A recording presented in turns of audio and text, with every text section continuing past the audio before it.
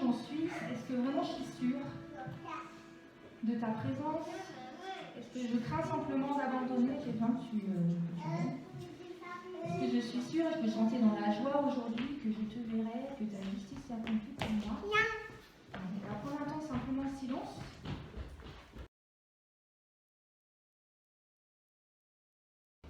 Ça vous rappelle des choses? Lu, entendu cette semaine? Ça c'est juste cette semaine et j'ai juste fait quelques choix. Il manque la défaite perso. Oui, la France. C'est vrai, j'aurais dû penser à ça. J'ai mis 3 petits points, donc si vous voyez que je pense qu'on va le faire. Est-ce que vous connaissez Sisyphe?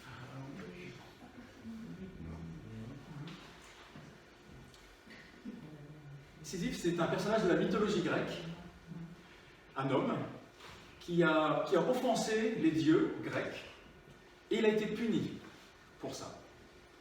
Il a été puni à devoir pousser une pierre ou un rocher en haut d'une montagne. Et donc il pousse. Et quand il arrive enfin au sommet, où il se dit mais ça y est, je vais enfin lancer la pierre de l'autre côté, la pierre retombe. Alors il redescend. Et il pousse. Et elle retombe. Et il pousse encore. Et elle tombe. Et elle pousse.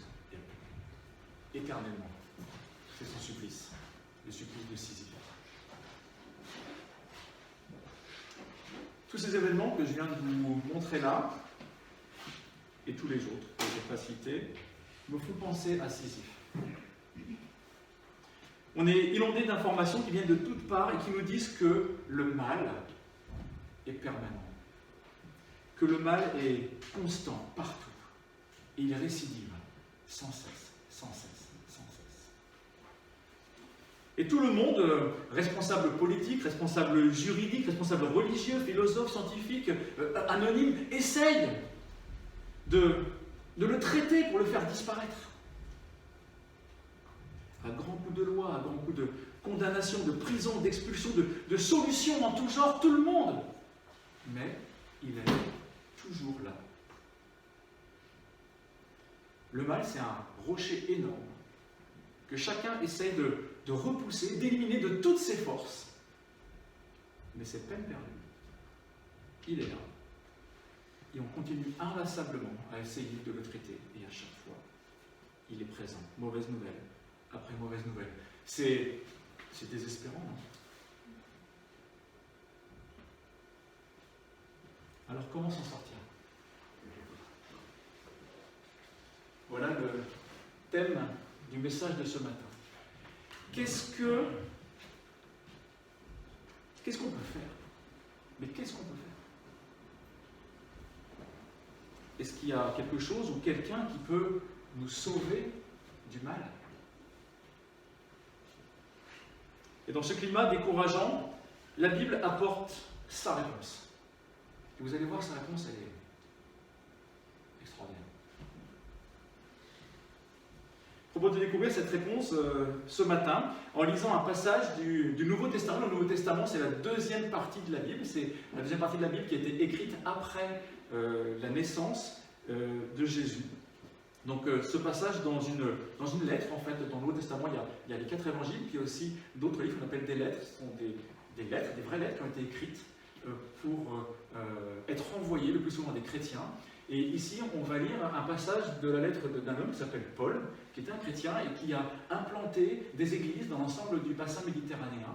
Et il a notamment implanté des églises dans l'ancienne Turquie, d'Asie mineure à l'époque. Et il adresse une lettre aux chrétiens qui habitent Éphèse. Éphèse était une des villes de l'Asie mineure à l'époque. Et c'est le thème de notre église actuellement. On est en train d'étudier ensemble la lettre de Paul aux Éphésiens. Et vous allez voir que ce passage touche au cœur du message de la Bible. Si vous voulez savoir de quoi la Bible parle, lisez-la. Si vous voulez un résumé de ce que la Bible dit, écoutez ce matin. Et voilà ce passage, donc c'est dans deuxième chapitre de la lettre de Paul aux Éphésiens, et ce sont les versets 1 à 10, donc je vais vous lire, et ensuite on va reprendre les quelques idées de ce passage. Donc c'est Paul qui parle, qui s'adresse à des chrétiens. Autrefois, vous étiez morts à cause de vos fautes et de vos péchés. Par ces actes, vous conformiez alors votre manière de vivre à celle de ce monde, et vous suiviez le chef des puissances spirituelles mauvaises, cet esprit qui agit maintenant dans les hommes rebelles à Dieu. Nous aussi, nous faisions autrefois tous partie de ces hommes. Nous vivions selon nos mauvais désirs d'hommes livrés à eux-mêmes, et nous accomplissions tout ce que notre corps et notre esprit nous poussaient à faire. Aussi étions-nous par nature voués à la colère de Dieu comme le reste des hommes. Mais Dieu est riche en bonté, aussi à cause du grand amour dont il nous a aimés. Alors que nous étions morts à cause de nos fautes, il nous a fait revivre les uns et les autres avec Christ. C'est par la grâce que vous êtes sauvés, par notre union avec Jésus-Christ. Dieu nous a ressuscités les uns et les autres et nous a fait siéger les uns et les autres dans le monde céleste. Il l'a fait afin de démontrer pour tous les âges à venir l'extraordinaire richesse de sa grâce qu'il a manifestée en Jésus-Christ par sa bonté envers nous. C'est par grâce que vous êtes sauvés, par le moyen de la foi. Cela ne vient pas de vous, c'est un don de Dieu. Ce n'est pas le fruit d'œuvre que vous auriez accompli, personne n'a donc aucune raison de se vanter. Ce que nous sommes, nous le devons à Dieu, car par notre union avec Jésus-Christ, Dieu nous a créés pour une vie riche d'œuvres bonnes, qu'il a préparées à l'avance, afin que nous les accomplissions.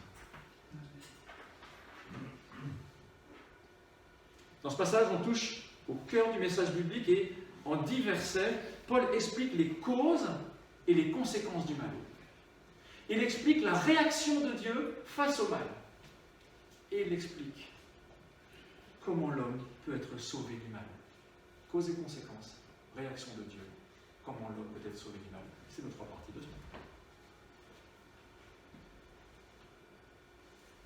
Eh bien, on va relire. Autrefois, vous étiez morts à cause de vos fautes et de vos péchés.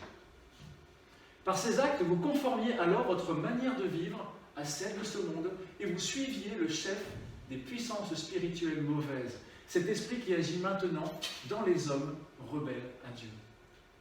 Nous aussi, nous faisions autrefois tous partie de ces hommes, nous vivions selon nos mauvais désirs d'hommes livrés à eux-mêmes et nous accomplissions tout ce que notre corps et notre esprit nous poussaient à faire.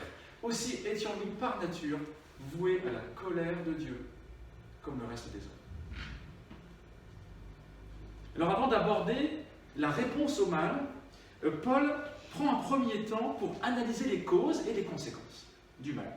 Et pour cela, il fait un petit flashback, il se rappelle du passé. Et ce passé, ce n'était pas le bon vieux temps. Il se rappelle du temps où les chrétiens d'Éphèse et lui-même se débattaient avec le mal et ça leur posait un gros problème, ils ne savaient pas quoi faire non plus.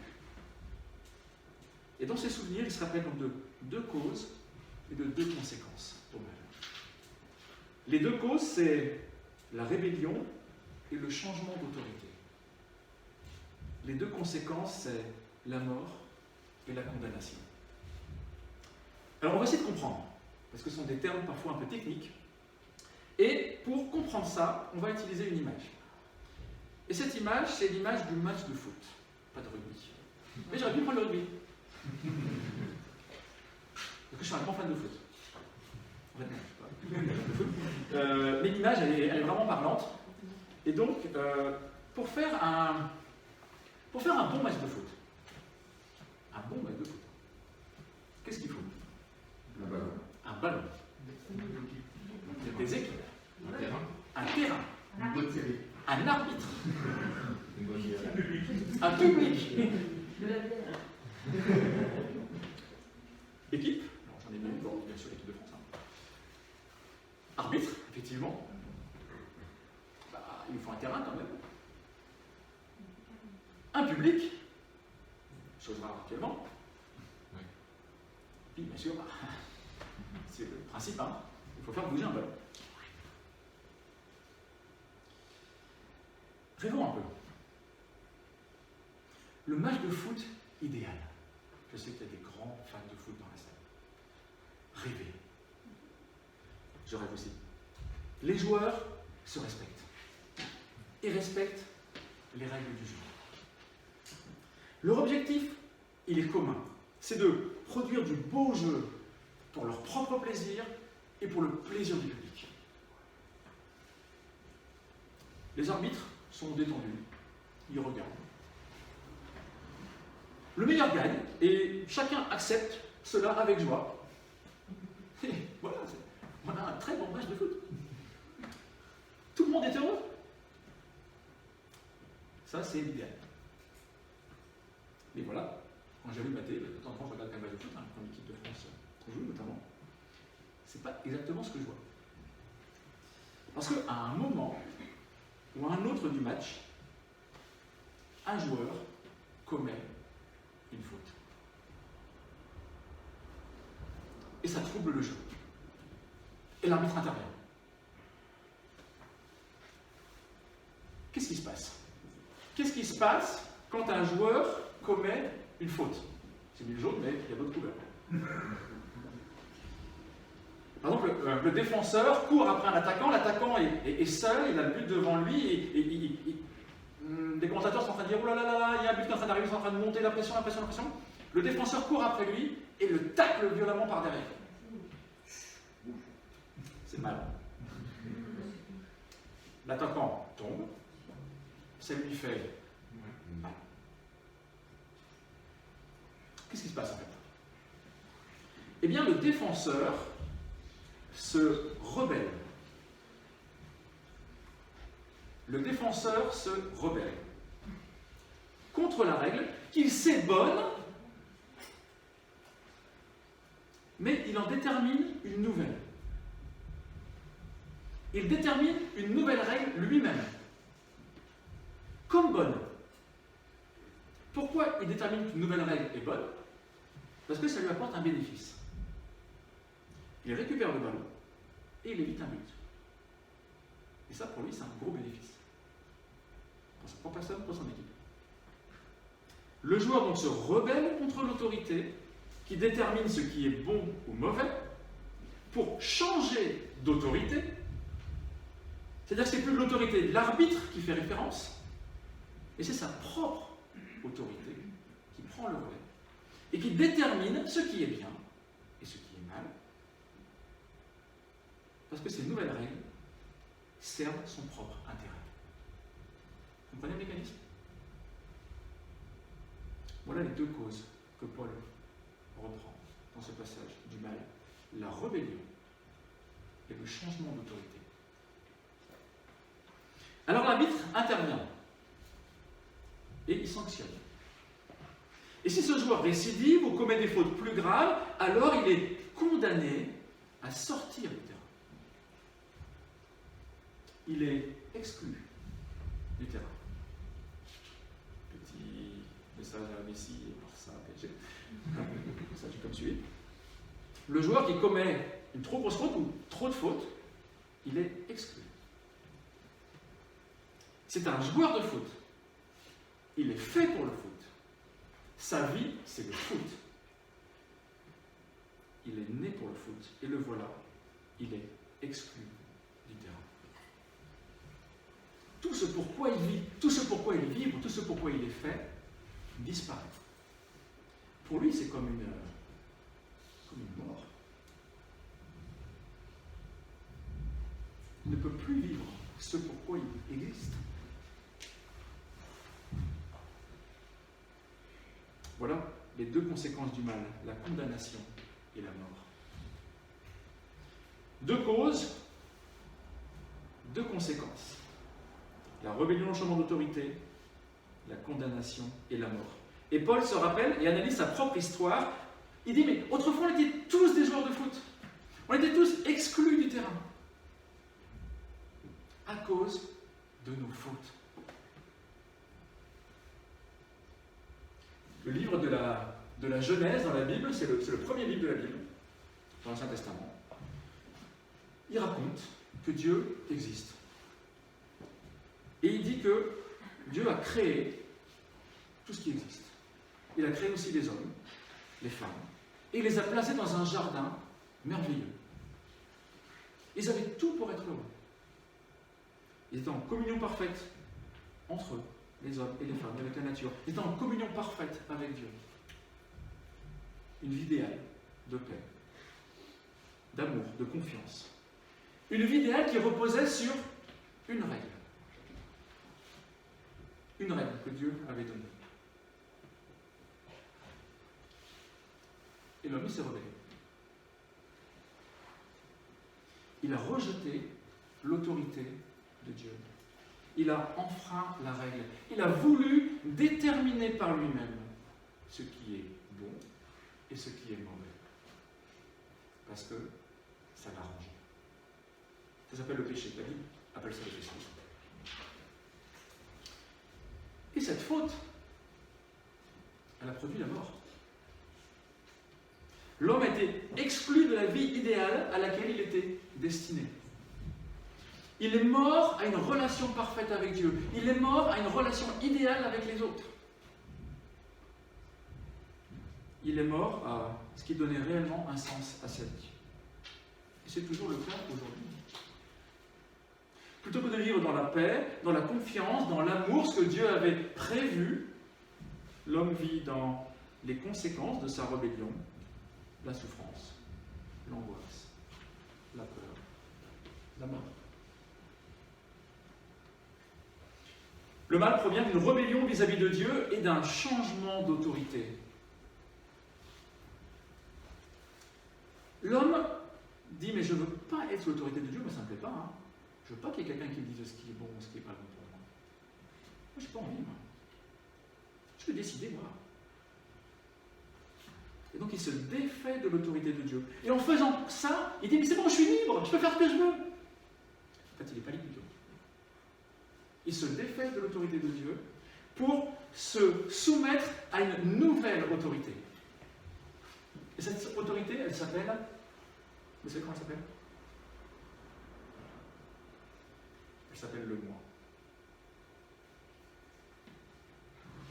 Le moi, ça puise sa source dans notre fort intérieur de chaque personne, hein, moi y compris. Et Paul affirme aussi que le mal, dans le texte qu'on a lu, il est influencé par des puissances spirituelles. Des puissances extérieures à l'homme qui viennent nourrir le moi et qui nourrissent cette rébellion vis-à-vis de Dieu. Le moi est très puissant, très très puissant. Et l'objectif du moi, c'est l'assouvissement premier de mes propres désirs, et non pas les désirs de Dieu, et encore moins les désirs des autres. Le moi, c'est le moi d'abord.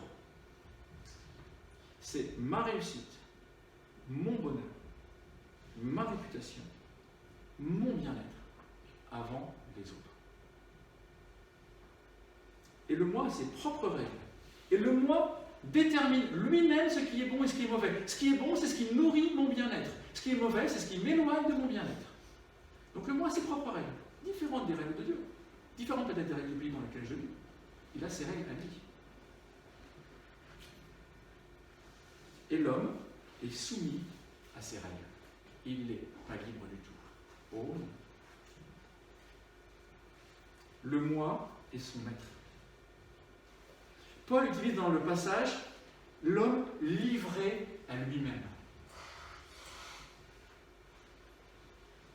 Livrer une personne, c'est on prend une personne et on la soumet à une autorité. Par exemple, un voleur qui a été arrêté, il va finalement livrer ses complices à la police. Finalement, suite à l'interrogatoire, il va livrer ses complices. Eh bien, l'homme, nous dit Paul, il est livré à lui-même. C'est-à-dire qu'il se livre lui-même à lui-même. Il se met lui-même sous sa propre autorité. Il est prisonnier de son moi. Et ce moi, ce nouveau maître, le pousse à assouvir ses propres désirs. L'homme est livré à lui-même. Et par lui-même, l'homme n'arrive pas à s'en délivrer. Il n'arrive pas à faire marche arrière. L'homme est esclave du moi. Je suis esclave de mon moi. Vous êtes chacun esclave de votre moi.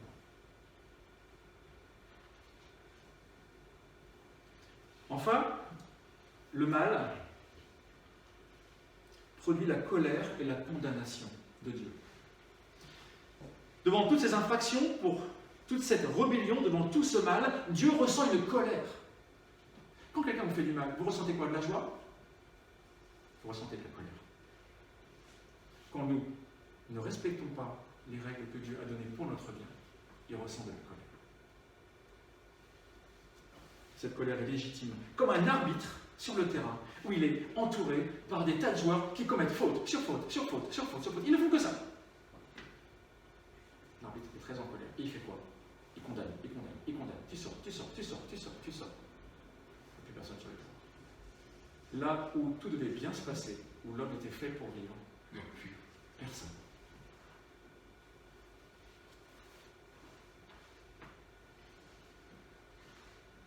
Tout ce que Dieu avait prévu de bon pour l'homme, l'homme n'en bénéficie pas, parce qu'il a décidé de faire autrement. Alors Paul se rappelle et analyse tous ces mauvais souvenirs pour lui et les chrétiens d'Éphèse, mais c'est la réalité pour nous aujourd'hui. Quelqu'un ici n'est pas soumis à son moi? Que vous soyez croyant ou non croyant?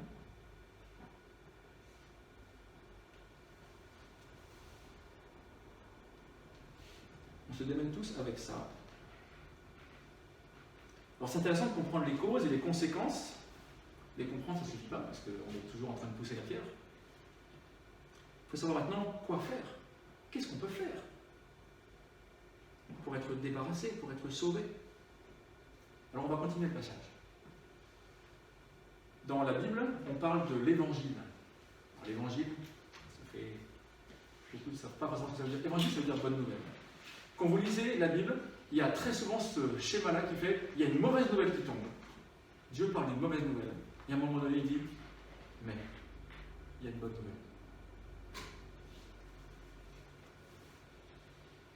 Après les mauvais souvenirs, après les mauvaises nouvelles, vient la bonne nouvelle. L'évangile, ça veut dire bonne nouvelle. Et par quoi commence la bonne nouvelle? Dans le passage d'Éphésiens, ça commence par mais, et le mot juste après, c'est Dieu. Dieu, maintenant, intervient. Le moment est venu maintenant de connaître la réaction de Dieu face au mal. Et bien on va dire cette deuxième partie, mais Dieu est riche en bonté. Aussi à cause du grand amour dont il nous a aimés alors que nous étions morts, à cause de nos fautes, il nous a fait revivre les uns et les autres avec Christ. C'est par la grâce que vous êtes sauvés, par notre union avec Jésus-Christ. Dieu nous a ressuscités les uns et les autres et nous a fait siéger les uns et les autres dans le monde céleste. Il l'a fait afin de démontrer pour tous les âges à venir l'extraordinaire richesse de sa grâce qu'il a manifestée en Jésus-Christ par sa bonté envers nous. C'est par grâce que vous êtes sauvés, par le moyen de la foi. Cela ne vient pas de vous, c'est un don de Dieu. La réponse de Dieu face au mal a franchement de quoi surprendre. C'est le seul qui propose ça. Il n'y a pas chercher les partis politiques, les scientifiques, ce que vous voulez. C'est le seul qui propose cette réponse-là. Et donc, pour régler le problème de l'humanité face au mal et à ses conséquences, il propose quoi? Il propose un mariage. Dieu, face au mal, propose quoi? Un mariage. Mais qu'est-ce que c'est que cette histoire? Qu'est-ce que c'est que ce truc? Je relis le passage. Par notre union avec Jésus-Christ, Dieu nous a ressuscités les uns et les autres. L'humanité est morte à cause de ses fautes et Dieu propose une union avec Jésus-Christ. Alors, le thème de l'union à Christ, c'est un thème qu'on n'aborde pas forcément si souvent que ça dans nos milieux chrétiens. C'est un thème qui a des répercussions énormes. Il faut avoir 150 messages pour en parler. Vous inquiétez pas, on ne va pas faire 150 messages en un ce matin. Il repose sur le principe suivant. Étant donné que l'homme ne peut régler le problème du mal par lui-même, notre constat. Étant donné que l'homme ne peut pas régler le problème lui-même. Alors Dieu s'incarne en un homme, Jésus-Christ. Fait ce qu'aucun homme ne pourra jamais faire. Et puis il propose ensuite à chacun de bénéficier de ce que Christ a fait en s'unissant à lui. Vous n'y arrivez pas? Moi, je deviens un homme. Je fais ce que vous n'arrivez pas à faire. Unissez-vous à moi, et vous pourrez bénéficier de ce que j'ai fait. Le principe, il est là. Alors, c'est comme l'image d'un compte bancaire. Dans un mariage, les deux amoureux sont là, ils ont chacun leur compte avant de se marier, puis après, ils s'unissent, et donc chacun va pouvoir bénéficier du compte que l'autre apporte. Ok? Celui qui a beaucoup fait bénéficier celui qui a moins, et celui qui a moins ou peu, ou il est dans le rouge, finalement il bénéficie de ce que l'autre amène. Vous voyez? Donc il y a une union des comptes. C'est la même chose avec l'union avec Jésus-Christ. Tout ce que Christ a, tout ce qu'il a fait, il le met sur notre compte. Tout ce que moi j'ai, enfin ce que j'ai pas en fait, ou tout ce que j'ai sur mon compte, dont je ne suis pas toujours très fier, même je ne suis jamais fier, eh bien il le prend sur son compte. L'union à Christ. Ça a des répercussions monumentales. Donc qu'est-ce qu'il y a sur notre compte? Qu'est-ce qu'il y a sur le compte de Jésus? La Bible en parle. Sur notre compte, il y a le péché, on vient d'en parler ensemble, la rébellion, avec toutes ses conséquences. La condamnation, la mort. Sur le compte de Jésus, il y a zéro péché. Zéro péché. Alors Jésus prend notre péché sur son compte. Celui qui n'a pas connu le péché, il l'a fait devenir péché pour nous. C'est Paul qui dit ça dans sa lettre quand il écrit aux chrétiens de Corinthe, en Grèce. Ésaïe, dans l'Ancien Testament, le prophète, dit « L'Éternel a fait retomber sur lui, sur Jésus, les fautes de nous tous. » Vous voyez toujours ce transfert. Dans la première lettre de Pierre, dans le Nouveau Testament nouveau, c'est Jésus, il a pris nos péchés sur lui et les a portés dans son corps, sur la croix, afin qu'étant morts pour le péché, nous menions une vie juste. Oui, c'est par ses blessures, à lui, que nous sommes guéris. Jésus prend tout, il me donne tout ce qu'il a. C'est l'union à Jésus-Christ. Par notre union à Jésus-Christ, nous transférons nos péchés sur le compte de Jésus. Sur notre compte, il y a la mort. On l'avait tout à l'heure. Sur le compte de Jésus, il y a la mort, suivie d'une victoire sur le péché et d'une résurrection. Ça, c'est ce qu'il a sur son compte à lui. Alors Jésus prend notre mort et nous transfère la victoire et la vie. Nous avons donc été ensevelis avec lui par le baptême, en relation avec sa mort, afin que, comme Christ a été ressuscité par la puissance glorieuse du Père, nous aussi nous menions une vie nouvelle. Car si nous avons été unis à lui, vous voyez, relisez le Nouveau Testament, regardez chaque fois que c'est marqué en Christ, en lui, unis à lui. Mais c'est un truc de malade, hein? C'est partout. Car si nous avons été unis à lui par une mort semblable à la sienne, nous le serons aussi par une résurrection semblable à la sienne. Comprenons donc que l'homme que nous étions autrefois, c'est intéressant, il se rappelle encore lui aussi, dans la lettre aux Romains, quand il parle aux Romains,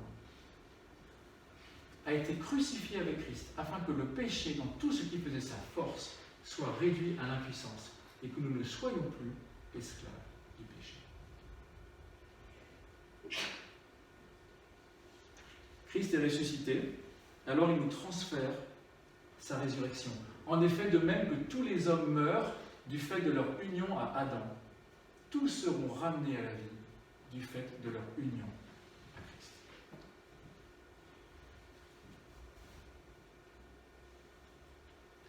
On se démène avec ce rocher.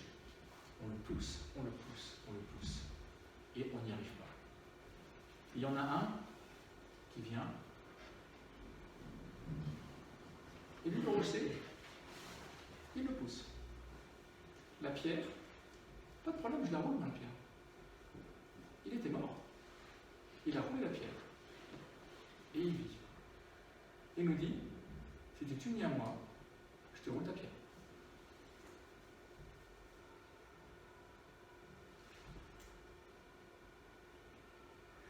Voilà l'union avec Jésus-Christ. Tout ce qui vient de lui est mis sur notre compte et tout ce qui vient de nous est mis sur son compte. On passe d'un solde négatif à une richesse. Vous allez me dire, mais vous aurez le droit, parce qu'il m'a posé la même question. Mais pourquoi il fait ça?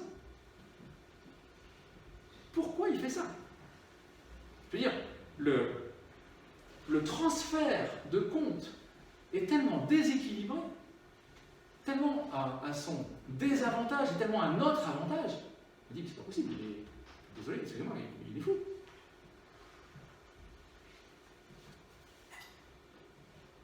On n'a rien fait pour, et voilà ce qu'il nous donne. Comment ça se fait alors qu'il est en colère, il nous fasse un tel cadeau? Eh bien, le texte répond à cette question.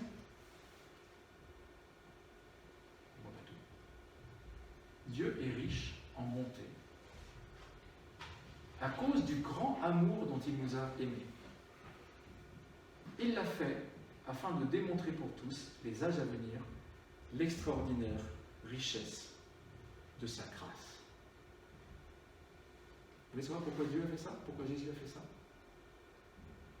Dieu est le créateur de l'univers. Et il nous aime d'un amour fou. Il nous aime tellement qu'il nous a proposé de s'unir à nous pour nous gracier, pour nous sauver du péché et de la mort. Est-ce que vous saisissez un instant que le Dieu créateur de l'univers, celui qui tient tout entre ses mains, me dit, je prends tout ce qu'il y a sur ton compte, parce que je t'aime tellement que malgré ma colère, je te gracie. Vous imaginez un peu le truc là ou pas? Moi, petit humain dans mon petit coin, le Dieu de l'univers qui fait ça pour moi, il fait ça pour toi.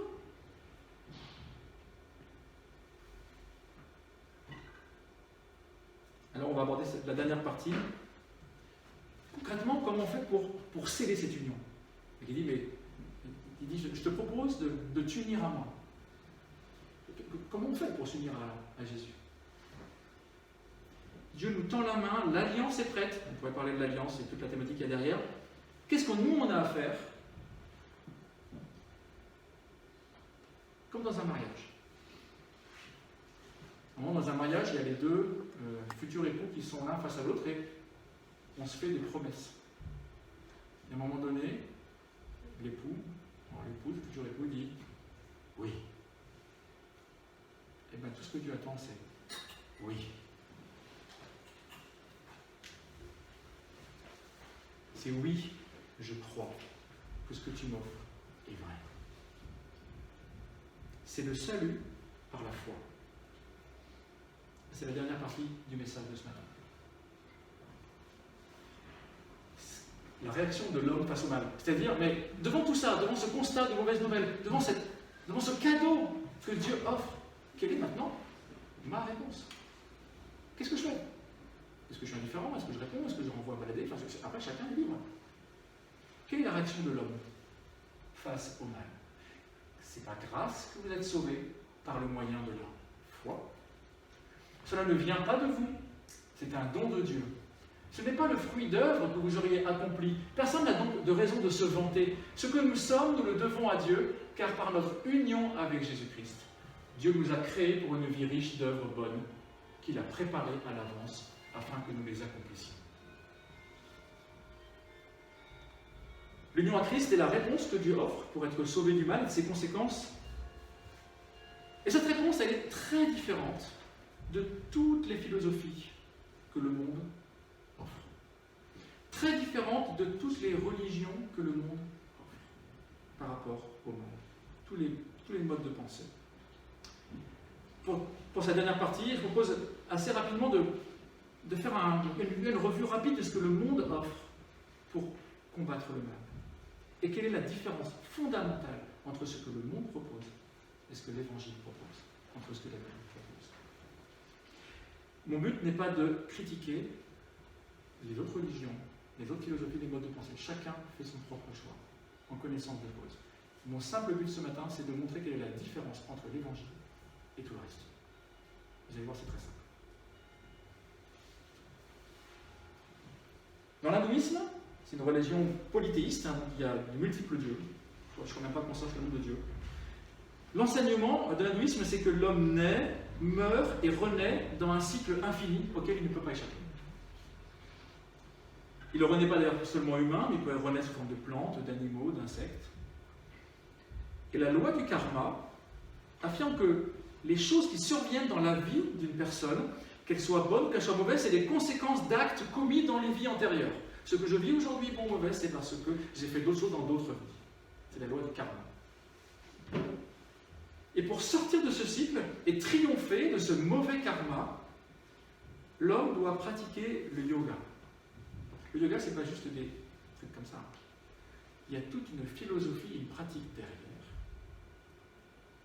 Il y a des voies, il y a la voie de la connaissance, la voie de la dévotion, la voie de la méditation, la voie de l'action. Il y a des multiples voies dans le yoga qui permettent, si c'est pratiqué suffisamment, de sortir de son mauvais karma. Donc le salut, c'est comment je suis sauvé du mal dans ma vie. Le salut s'obtient par la pratique. Si tu veux être sauvé, il faut que tu fasses. Okay? Le bouddhisme. Le bouddhisme, il n'y a pas de divinité. L'enseignement, ça repose sur les quatre nobles vérités, on appelle ça. Les 4 nobles vérités, c'est toute vie implique la présence de la souffrance. Toute vie implique la souffrance.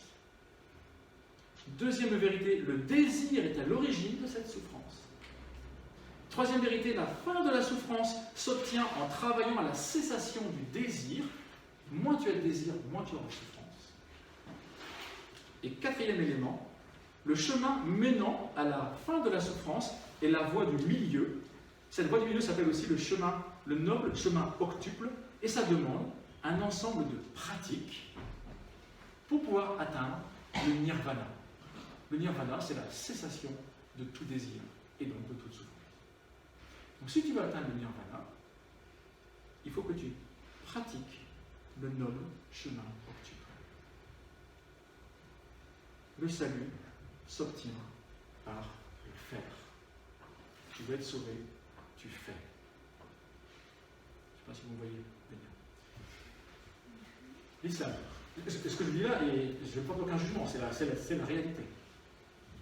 L'islam affirme qu'il y a un seul Dieu, Allah, qui est le seul vrai Dieu, et que le Coran est le livre d'inspiration divine qui annonce que Allah, un jour, va juger tous les hommes et toutes les femmes. Il enverra soit au paradis, soit en enfer. Le salut s'obtient en pratiquant les 5 piliers. La profession de foi, les 5 prières quotidiennes, l'aumône, le jeûne au moment du ramadan et le pèlerinage. Tu veux être sauvé du mal, tu veux ne pas aller en enfer parce que tu es condamné par Dieu, alors pratique les 5 piliers de l'islam. Le salut s'obtient par le faire. Le judaïsme s'appuie sur le texte de la Torah, le texte sacré de la Torah, qui affirme qu'il y a un seul Dieu unique, et le salut provient de l'appartenance au peuple élu, au peuple juif, et à l'application de la loi mosaïque et de la repentance. Le salut, dans le judaïsme, s'obtient par la pratique de la loi mosaïque. Par le faire.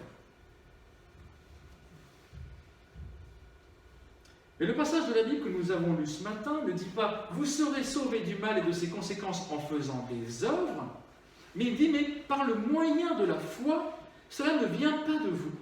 Cela ne vient pas de vous. C'est un don de Dieu. Ce n'est pas le fruit d'œuvres que vous auriez accomplies. » Vous voyez la différence ? Ce que pratiquement toutes les religions et spiritualités ont en commun est l'idée selon laquelle, s'il existe un sauveur, c'est la personne que vous voyez le matin dans la glace.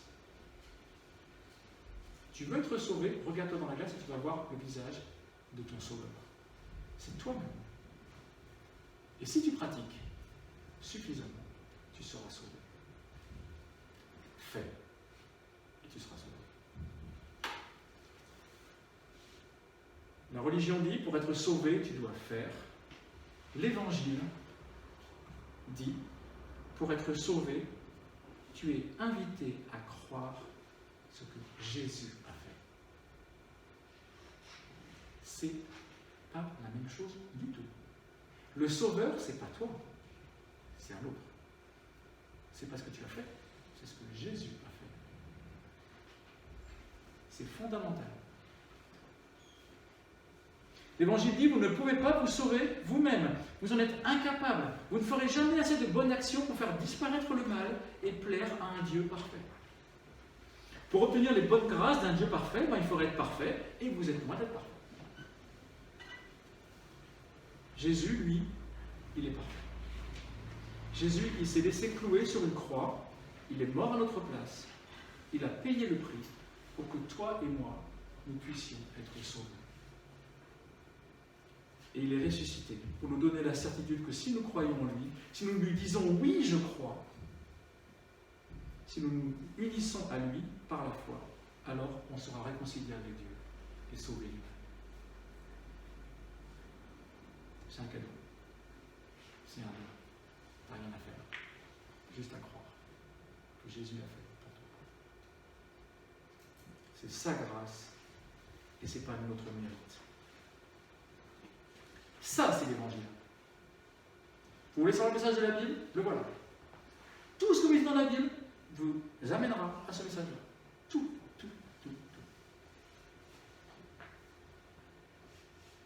Dernière remarque, avant de conclure. L'Évangile dit que nos œuvres ne nous donnent pas le salut, mais que le salut, tout en l'union à Christ, produit des œuvres bonnes. Par notre union à Jésus-Christ, Dieu nous a créés pour une vie riche d'œuvres bonnes qu'il a préparées à l'avance afin que nous les accomplissions. C'est-à-dire, c'est pas parce que tu fais des bonnes œuvres que tu vas être sauvé, mais si tu es sauvé par la foi en Jésus-Christ, tu vas produire de bonnes œuvres qui n'auront rien à voir avec ton salut. Mais cette union avec Jésus-Christ va produire en toi des bonnes œuvres. Notre union à Christ, notre intimité avec Christ, notre amour pour Christ produit les œuvres de Christ dans notre vie. Quand on se marie, on est chacun avec nos deux identités, et quand on s'unit, on commence à subir, bénéficier.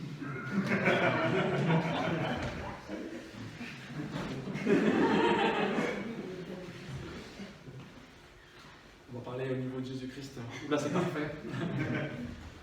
Mais ça agit aussi là. On bénéficie de l'influence de l'autre. Plus je vais passer du temps avec l'être aimé, plus il va m'influencer et plus il va me transformer. C'est le cas dans le couple. Et avec nos éléments positifs et nos éléments négatifs, on va influencer l'autre. Jésus-Christ, il n'y a que du positif.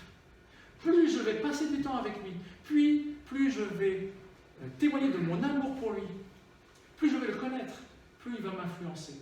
Et plus la vie de Christ va résonner dans ma vie. Et plus le péché va diminuer, et plus les fruits de Christ dans ma vie vont augmenter. On ne devient pas parfait le jour où on dit oui, je crois. On n'est pas parfait le jour où on meurt chrétien. Mais on est dans un processus de transformation, de changement du cœur, grâce à l'union à Jésus-Christ, qui produit des fruits en nous.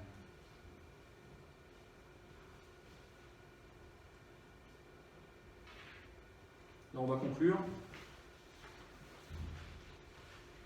J'en ai pas marre de pousser ce rocher.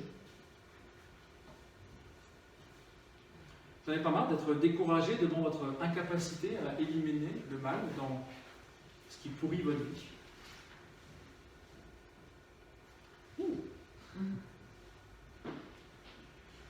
Eh bien, vous avez deux possibilités devant vous. Soit vous suivez ce que le monde vous propose, et il vous dit « fais ». Soit vous avez l'autre possibilité de l'Évangile qui nous tend la main, qui nous dit « crois que Jésus l'a fait pour toi, parce qu'il t'aime ». Cette question du mal nous pose problème à tous et on ne se voile pas la face, on est tous concernés. Alors, peut-être deux petits messages pour conclure. Si vous n'avez pas mis votre foi en Jésus-Christ, si vous n'êtes pas unis à Jésus-Christ aujourd'hui, peut-être profitez de ce temps pour vous demander si vos efforts, votre pratique, fonctionnent, suffit. Est-ce que ça marche? Est-ce que vos pratiques de bonnes œuvres sont efficaces? Est-ce qu'elles vous ont permis de triompher du mal dans votre vie? Et si ce n'est pas le cas, qu'est-ce que vous diriez d'accepter le cadeau que Dieu fait en Christ et de lui dire oui? Si vous êtes croyant, déjà uni à Christ depuis peut-être longtemps, où est-ce que vous en êtes de votre union à Jésus-Christ? Est-ce que c'est un mariage colloque où on vit chacun de son côté, et de temps en temps on se croise, mais la plupart du temps... Est-ce que cette union produit du fruit en vous? Est-ce que vous voyez vraiment l'œuvre de Christ dans votre vie? Parce que vous avez cette proximité, cette intimité, cet amour avec lui. Peut-être que vous pouvez vous dire, mais peut-être que je pourrais profiter encore plus de cette intimité avec lui. Chacun selon là où il en est. J'ai fini. Alors je vous laisse un petit temps peut-être de réflexion personnelle.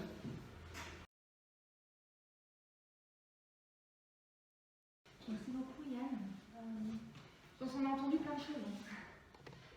Donc, comme je disais au début, c'est des choses qui vont nous donner un peu de paix, de nous reposer, nous encourager, nous questionner aussi, nous émerveiller aussi. Parce que c'est vrai qu'on peut se demander où est-ce qu'on en est avec le mal, avec notre mal. Mais Dieu est tellement riche, riche en bonté. Et il nous aime tellement que c'est lui qui a tout fait. Et voilà, je voulais qu'on prenne maintenant le temps de pouvoir lui dire merci. De pouvoir lui dire, voilà, je saisis peut-être pas tout, mais ce que j'ai compris, c'est que tu étais tellement riche. Tellement de choses bonnes pour moi, que moi je ne peux même pas faire moi-même. Je ne peux même pas imaginer moi-même. Mais toi tu as fait. Et toi tu m'as donné. Et c'est simple, hein, la question c'est est-ce que tu veux ça ou pas?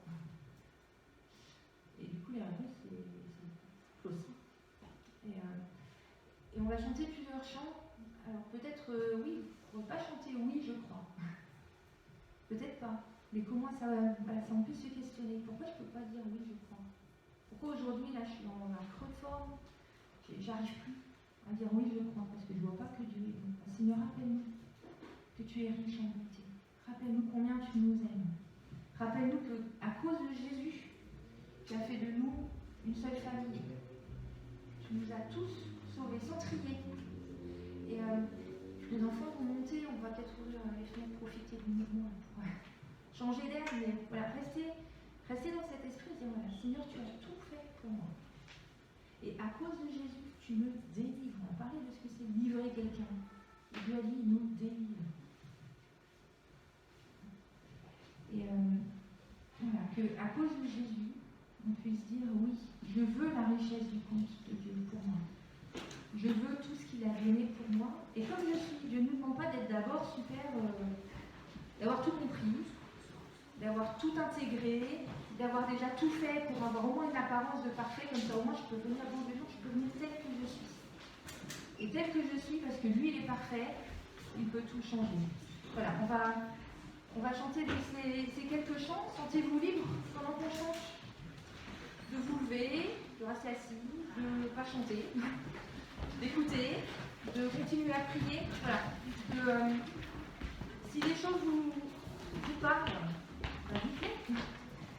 Voilà. Mais voilà, c'est vraiment une liberté entre nous et que ça fasse écho à ce qui se passe dans notre cœur aujourd'hui. Qu'est-ce que Dieu me dit? Qu'est-ce que moi j'ai envie de lui dire après tout ce que j'ai entendu ce matin?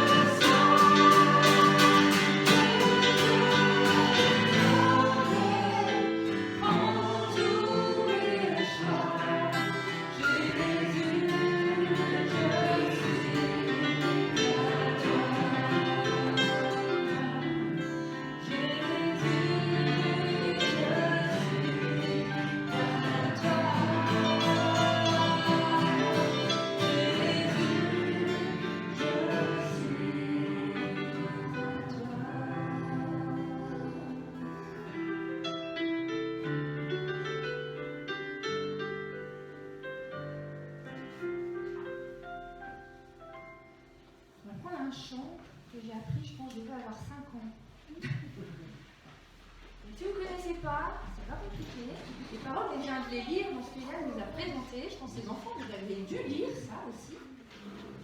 Dans ce que vous avez vu ce matin. De quel amour Dieu, le Père, nous a aimés. Imaginez. Quel amour il faut pour se dire, tous ces humains-là, je vais en faire ma famille. Je ne vais pas les laisser tout seuls comme ça. Nous, on a parlé carton rouge, les enfants, je ne sais pas ce que vous avez fait. Mais tous ces joueurs-là qui sont sur le banc, carton rouge, au vestiaire, tu retournes, tu ne regardes même pas la fin du match. Bah, tout cela, je vais les prendre et je vais en faire mes enfants. Imaginez cet amour-là. On va chanter ça ensemble. Et puis on chantera par la suite un autre chant qui dit Dieu a tant aimé le monde. Et Yann disait, hein, c'est ça le message de la vie. On a fait des fautes, mais Dieu nous a tant aimés qu'il a fait de nous sa famille afin que quiconque croit, celui qui dit oui je crois, ne périsse pas, ne meure jamais, ni maintenant, ni dans le futur. Donc il est la vie éternelle. Voilà, on va chanter ces deux chants. Vous pouvez vous lever.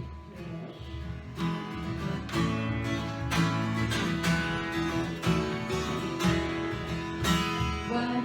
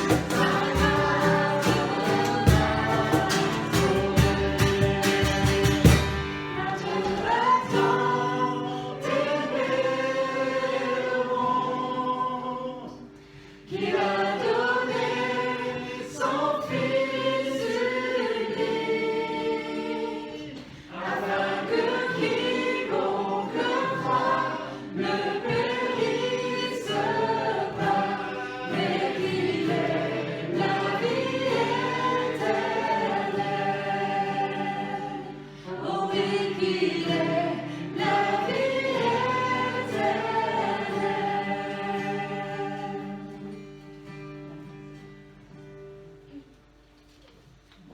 Je voulais vous lire la fin du psaume que je vous ai lu au début du culte.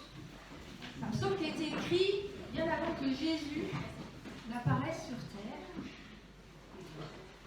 Et la fin, donc à partir du verset 14, Dieu dit, puisqu'il m'aime, ceux qui ont dit oui, je crois, je lui donnerai d'échapper, je le protégerai parce qu'il connaît mon nom. Il sait que je suis un Dieu riche en bonté, il sait que je suis un Dieu qui aime, et qui est riche en amour et en grâce. Il m'invoquera, il me parlera, et je lui répondrai. Je serai moi-même avec lui dans la détresse. Je le délivrerai et je le glorifierai. Je le rassasierai de la longueur des jours et je lui ferai voir mon salut. Ça, c'est le Dieu que nous chantons ce matin. Avant même que Jésus vienne faire ce que nous ne pouvons pas faire, Dieu était déjà comme ça. Dieu était déjà ce Dieu-là. C'est pour ça qu'on peut le chanter ce matin, parce qu'en plus de savoir qui il est, on sait ce qu'il a fait. On sait qu'il a envoyé Jésus pour nous. Et on va chanter ce chant qui dit « En te voyant, nous retrouvons la force de vivre. En ta présence, nos craintes fuient. » Alors, c'est sûr que ça prend du temps. On demande vraiment avoir cette relation avec Dieu, comme disait Yann, et passer du temps avec celui qu'on aime. Mais en Dieu, il n'y a plus de peur. En Dieu, il y a l'assurance parce qu'il nous aime, il nous gardera. On a commencé le culte comme ça. Voilà, que les derniers chants qu'on va chanter 2 chants qui puissent proclamer, voilà, en Dieu, je suis en paix. En Dieu, j'ai l'assurance qu'il m'aime. Alors, si vous doutez de ça ce matin, voilà, prenez le temps cette semaine, relisez les passages qu'on a vus. Le psaume 91, Éphésiens 2, trouvez-vous une Bible qui vous parle, une version qui vous parle, et puis relisez ça. C'est le Dieu qui nous aime et qui est tellement riche qu'on veut chanter.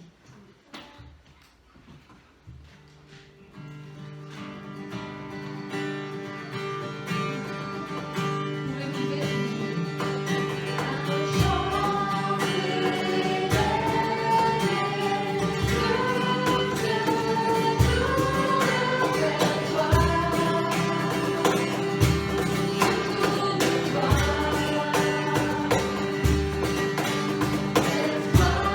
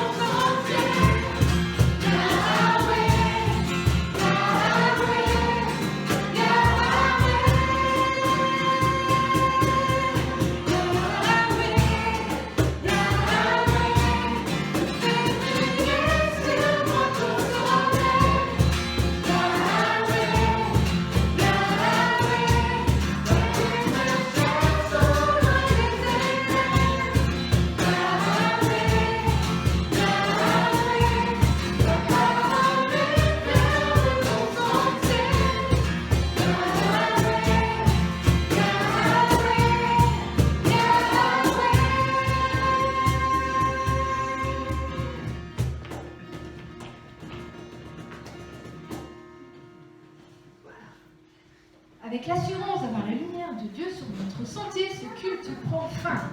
Voilà, je ne sais pas comment vous êtes arrivés, mais moi de chanter en sa présence tellement de joie, ça me... La joie de savoir que notre Dieu est tellement riche et nous aime tellement que toutes nos fautes sur son compte et toute sa bonté, toute sa richesse, toute sa grâce sur le nôtre, repartez riche ce matin. Voilà, c'est une bonne semaine. Merci. C'était cool, c'était bien ce matin.